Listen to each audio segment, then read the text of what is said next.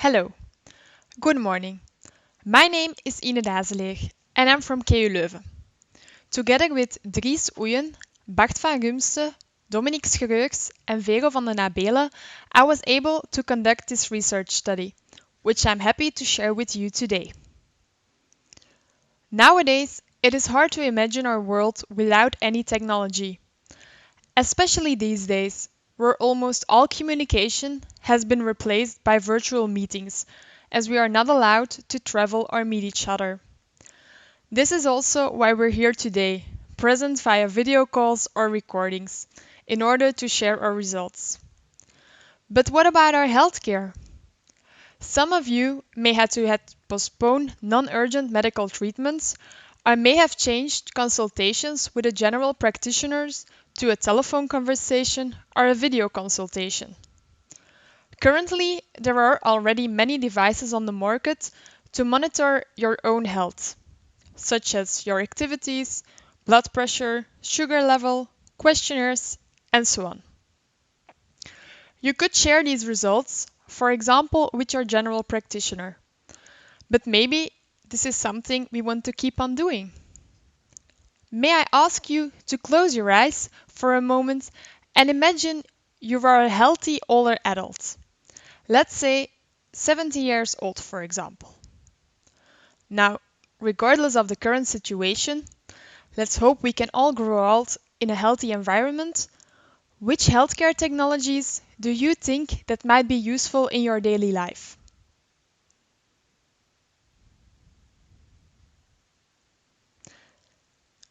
And are there any results that you would like to share with a caregiver?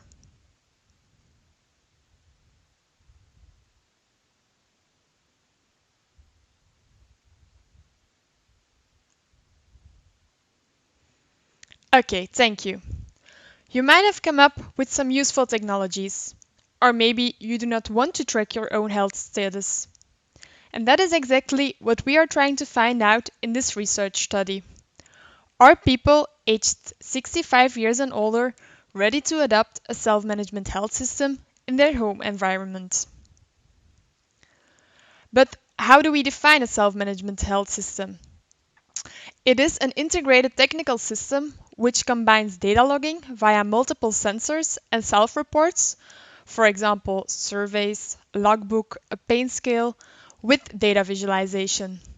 And it could possibly be enhanced by risk assessments and decision support.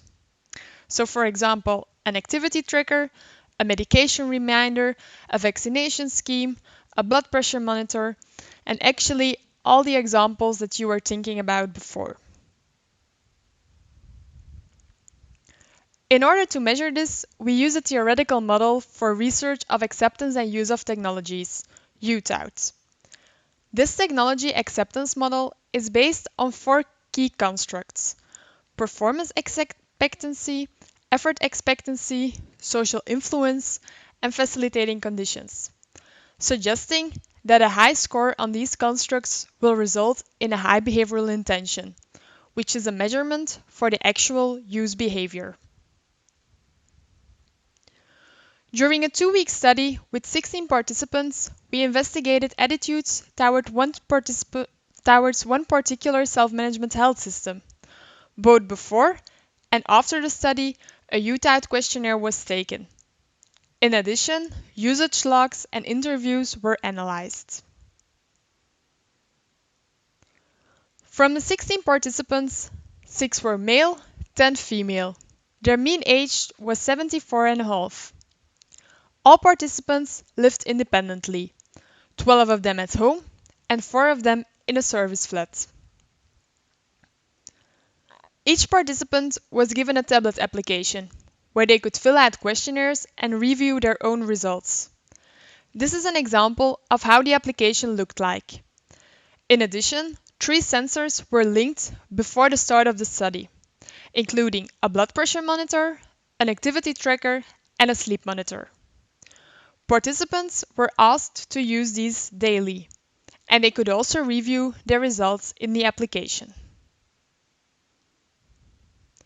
We also investigated how much experience participants had before starting the study. we noticed that most of them were familiar with using a computer. Only 6 of them with using a tablet, and also 6 participants used a smartphone. Wearables were rather unknown or never used by 13 of the participants. When investigating the youth-out construct, recent studies focusing on adoption of healthcare technologies showed that anxiety and safety of data may also play an important role. And therefore, in this study, a variant of the youth-out questionnaire from De Witte and Van Dalen was used. Effort expectancy indicates ease of use. Thus, will I find it easy to use? Performance expectancy indicates perceived usefulness. Will I find it useful? Social influence tackles the idea of what will others think about me, whereas facilitating conditions gives an indication of whether you have the infrastructure, such as a tablet, a stable internet connection, and sensors. Anxiety shows how afraid you are of using the internet, and safety is more related to your trust in data storage. Finally, behavioral intention will give an indication of your future use. All questions were answered on a 5-point Likert scale, going from completely disagree to a score of 5 where you completely agreed. Therefore, you really aim for a score higher than 3, as 3 could be seen as a neutral line. A score below 3 indicates a negative attitude, which we want to avoid, of course. We can then see that participants actually found the application easy to use, especially after the 2-week study, as the score increased. Performance expectancy or usefulness decreased, scoring still slightly above neutral. Social influence was positive, but also slightly decreased, and facilitating conditions remained the same, which we could expect as participants' infrastructure did not change during those 2 weeks. The construct for anxiety was inversed, so therefore it should be interpreted as a higher score indicating less anxiety. We can see that people were less anxious after using the application for 2 weeks. Participants also felt safe regarding their data storage. And then finally, we polled their behavioral intention. And this indicated that participants were not planning on using this tool. It's below the neutral line. If we look after the 2 weeks, ease of use increased, but usefulness and behavioral intention decreased even more, indicating they still do not want to use it. As we also conducted a brief interview with the participants, I would like to support these results with a few quotes and observations. So, starting with effort expectancy. A participant aged 82 years said, "In the beginning it is a bit overwhelming, but once you use it, it all goes very well." This explains why the score at the beginning is rather low, but still neutral, because they just received a lot of information to process, and afterwards they were able to use the application themselves and noticed that it was easy to use. Usefulness decreased. One participant aged 67 mentioned, "I would find blood pressure measurements interesting, but because I've had a higher blood pressure all day, it was rather worrying me."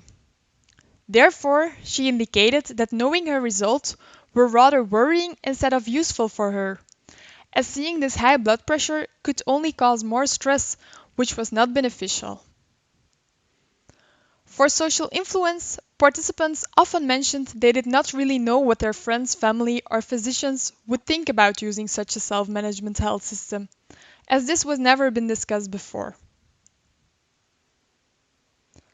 Almost every participant had access to either a tablet or a computer, although many of them did not use this. Therefore, they score high on facilitating conditions, but as we already noticed in the experience results, they often had less experience in using these devices. Anxiety towards the internet was not reported. However, we did notice on the first day participants were often afraid of using a tablet. As stated by a participant aged 80 years, "I am afraid to do something wrong or to forget something." It was therefore very important to take time to comfort them and let them understand they cannot do anything wrong. None of the participants indicated any privacy issues. Nobody seems to have problems with sharing this data. Also, as this woman aged 66-year-old mentioned, "Privacy. I have no problems with privacy. Then you should look at Google and all their advertising," indicated that she trusted us and wanted to share her information with us. The low scores for a behavioral intention could be explained by participants mentioning they did find the application useful, but also multiple times indicating that they would not yet need it themselves, as they were still in a good health. Which is also shown in the quote from a woman aged 82 years old. She said, "It went very quickly to get used to the sensors. However, this system is not for me. I do not need it yet. Moreover, I would rather not become a slave of all those devices." Regarding the usage logs, we investigated when and which features of the application participants used most. On the right-hand side, you can see an overview of this usage data from every participant, each day of the experiment. We noticed they filled out the categories related to emotions, sleep, social functioning, mental health, and meals most often. The sensor data indicated the use of the sensors, which went well for most of them. When there were any activity tracker issues identified, they were often because users forgot to charge them. And in the end, participants seemed to show most interest into a blood pressure monitor. We also noticed in the results that participants on average took their blood pressure 1 to 2 times a day, whereas we only asked for taking it once. After investigating the results, we would like to compare our data to the current state of the art. Few research studies on adoption of self-management health systems in older adults have been conducted. To the best of our knowledge, there is only one study, where Doyle is one of the authors, investigating adherence towards a wellness self-management in older adults. This study indicated that participants were intrinsically motivated to use their application, which is in contrast to our findings, where participants rather feel they did not yet need a system to follow up on their health. However, we did both find the importance of personalization and to let participants choose themselves which topics or questions they considered important. These different results may be due to use of different methodology in polling for adoption, or due to the average age group of the participants, which was different. For example, a study where McMahon is an author identified that the older the participants, the less they were motivated in using health trackers. Now, if we reflect on the U-type model, then we see that the 4 constructs scored positively, indicating that they found the system useful, it was easy to use, they scored high on social influence, and they did have the necessary infrastructure. But still, we see that the behavioral intention scored low, and thus also their estimated use behavior. Therefore, in this study, we were unable to confirm the U-type model. To wrap up, I would like you to reflect on technology use, and especially in older adults. I once saw a cartoon from Chapette about the introduction of an iPad, but in this case, for self-management health technologies, I find it very relevant as well. It mentioned, "Technology can simplify a lot of tasks you never had to do before," indicating that participants did not yet see the usefulness for themselves at this moment in their lives, and therefore indicating they did not want to learn or use these systems in the first place. This actually also confirms our results from a previous research study based on focus group interviews and a user test, where we learned that a technology should irrefutably useful before they want to use it. If you have any more questions about this research studies or my previous research studies, please do not hesitate to contact me. And I'd like to thank you very much for your attention.